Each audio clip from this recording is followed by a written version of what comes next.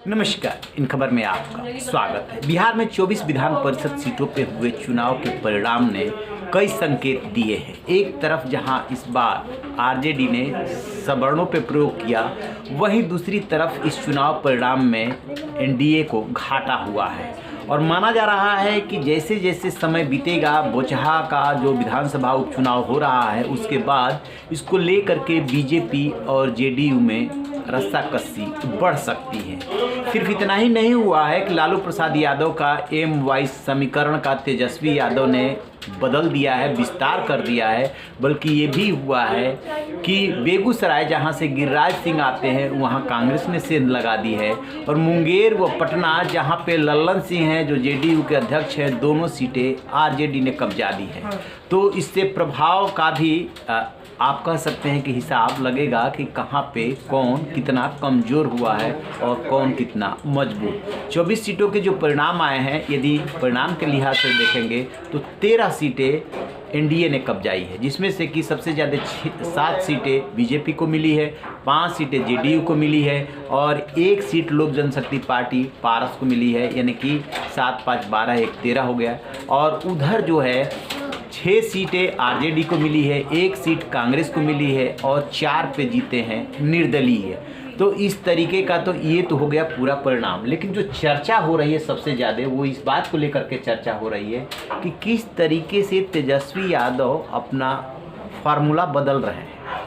जिस तरीके से उत्तर प्रदेश में मुलायम सिंह यादव और उसके बाद अखिलेश के कार्यकाल में एम वाइज समीकरण एक बना, वही फार्मूला बिहार में भी लालू यादव के टाइम में काम करता था। और लालू यादव ने भूरा बाल साफ करो, यानी कि भूमिहार ब्राह्मण ठाकुर लाला साफ करो का नारा दिया था।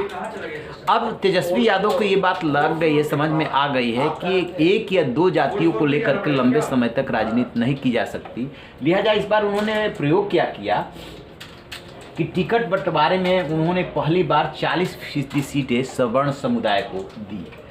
10 उम्मीदवार सवर्ण समाज के प्रत्याशी थे, इनमें से 5 भूमिहार, 4 राजपूत और 1 ब्राह्मण उम्मीदवार शामिल थे। आरजेडी के 5 भूमिहार कैंडिडेट में से 3 को जीत मिली है और 4 राजपूत में से 1 को जीत मिली है। आरजेडी के कुल सीटों का 50% भूमिहार हैं तो 67% सवर्ण है। आरजेडी ने अपने पारंपरिक यादव मुस्लिम वोटरों पर भरोसा जताते हुए पहली बार भूमिहार पर इतना बड़ा सियासी दांव खेला था। आरजेडी इस तरीके से पहला मिथक तोड़ करके और 2 एमएलसी सीटों से बढ़ा करके 6 पे पहुंच गई। अभी तक वो 2 ही सीटें इसमें से थी उसके पास, यानी 6 पे पहुंची, उसको 4 सीटों का लाभ हुआ है।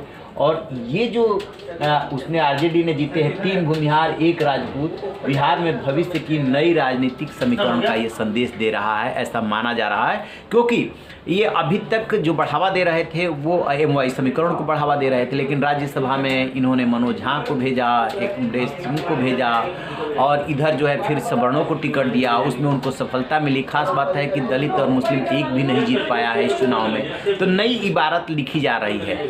और उधर बात करेंगे तो बीजेपी को सीटों का नुकसान हुआ है। पिछली बार वो 11 सीटें जीती थी, तो बीजेपी के सीटों का नुकसान हो रहा है, जबकि बीजेपी पिछली बार गठबंधन में भी नहीं थी। तो अब देखते हैं कि आगे और इसमें क्या डेवलपमेंट होता है, क्या अपडेट आता है, कहाँ तनातनी होती है। बोचहा में अभी अलग तनातनी चल रही है। जैसे अपडेट मिलेगा आपसे साझा करेंगे। रहिए ना बेखबर, देखते रहिए इन खबर। Thank you.